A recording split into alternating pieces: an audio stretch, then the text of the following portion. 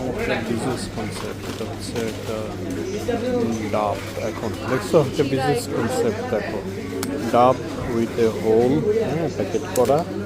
এটার দাম হচ্ছে ওরা বলতেছে 172 টাকা। হ্যাঁ, সো ইউল ফিল দ্যাট যেটা খুব এক্সপেন্সিভ, দামটা খুব বেশি 172 টাকা, কিন্তু এটা তোমার জন্য ইজি করার জন্য 172। এখানে দেখো নর্মাল ডাব পাশে আছে, তো নর্মাল ডাবটার দাম ওইখানে যদি তাকাও দেখবো যে 165, 165।